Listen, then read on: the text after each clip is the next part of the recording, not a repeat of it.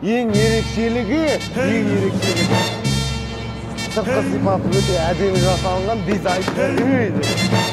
Пластмастан жасалған.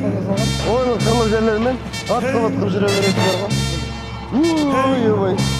Бұның дартысы кез келген еркектің елемесін қоздырып береді екен.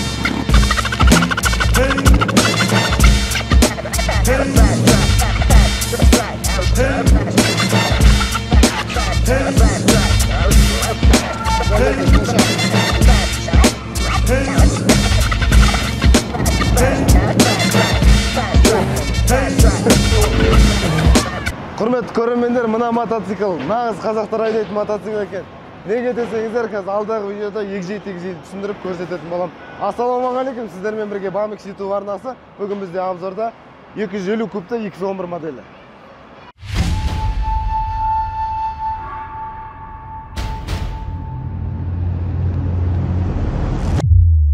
Let's go.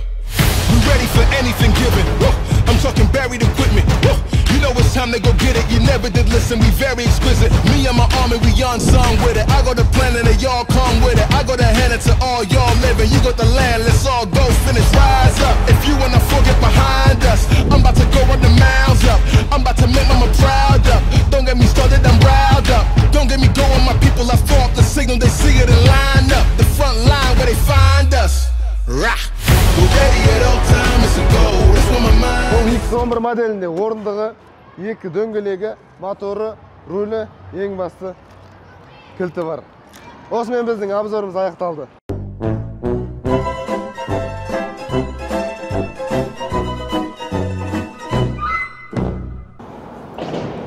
Не айтам мен, не айтам? Бәрін білесіздер, не айтам? Алдарыңызда орындық, жұмсағырақ жасалынған, екі адамға арналған. Бак пластмастан жасалған, жай пластмас емес, қалың пластмас, темір бактар сияқты құлаған кезде майысып кетпейді, және сынып та кетпейді. Мына жаққа келетін болсақ, рулінде оң қолында алдыңғы тормоз, мына жерде газ, мынау старт кнопкасы, стартердің. Астыңғысы стоп кнопкасы.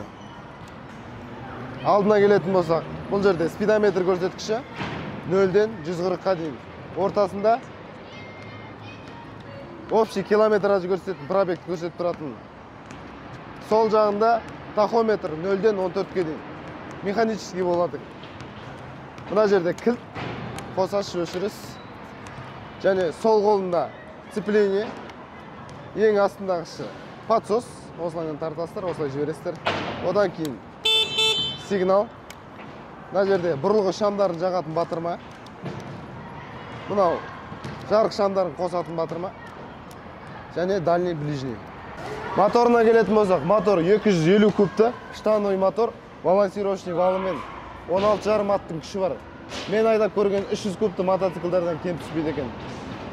Алды жағына келетін болсақ, амортизаторлары сары түсті, усиление болып жасалынған. Қарасаңыздар.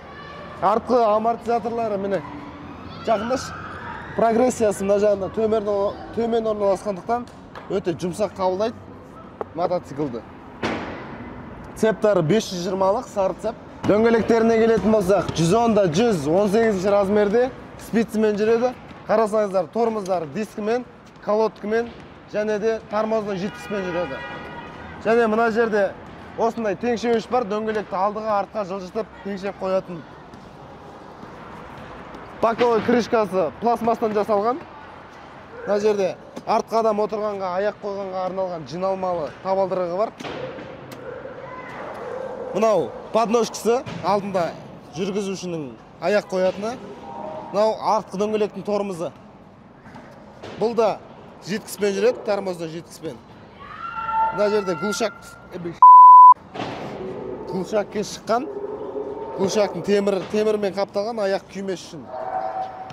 Және алдыңғы дөңгелекке келетін болсақ, үлкен размерде жүреді, 80-де 121 размерде спицымен, бұл да дискімен және колодкімен жүреді, тормозы житкіспен. Бұның моторы бір цилиндрлы, және бір свечной проводпен жүреді. Мына жерде жапондықтардың Дени атты карбюратор орналасқан. Колмен теңшейтін теңшеуші бар. Газыңызды осымен теңшесеңіз болады. Нағыз қазаққа арналған дедім ғой. Қарасаңыздар. Амортизаторлары күшейтілген түрде жасалған. Ойлы қырлы жерлермен ытқып жүре бересіздер ғой. Ойлы қырлы жерлермен ытқып.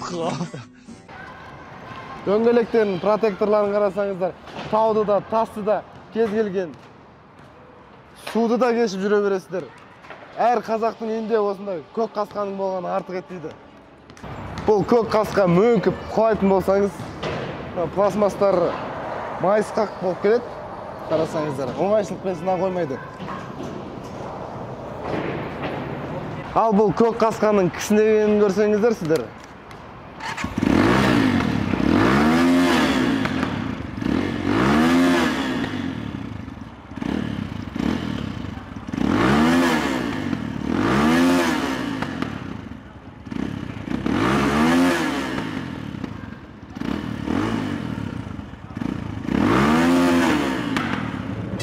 Байқамасаңыздар, бұл көк қасқа асау.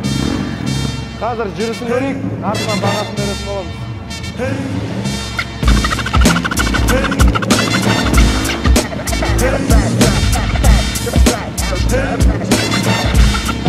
Бұның дартысы кез келген еркектің елемесі қоздырып береді екен. 16,5 аттың күші бар дейді. 16,5 аттың күші бар екен көрініп ақтыр. Тартысының өзінен сі. Бұдан алған сезімді айтып жеткізу мүмкін емес сияқты. Өте керемет сезім. 300 кубтан кем түспейді.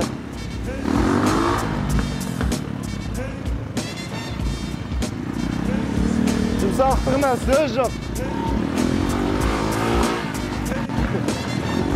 Кетікен.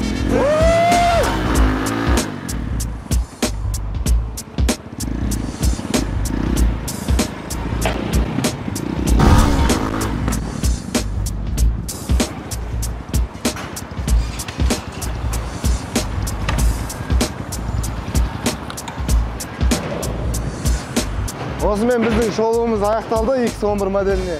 Әдеттегідей каналға тіркеліп, колокольчик батырмасын баса кетіңіз. Егер де мен ұмытып кеткен жерлерім болса, комментарий бөліміне жаза кетіңіз. Келесі обзорларда көрсететін боламыз.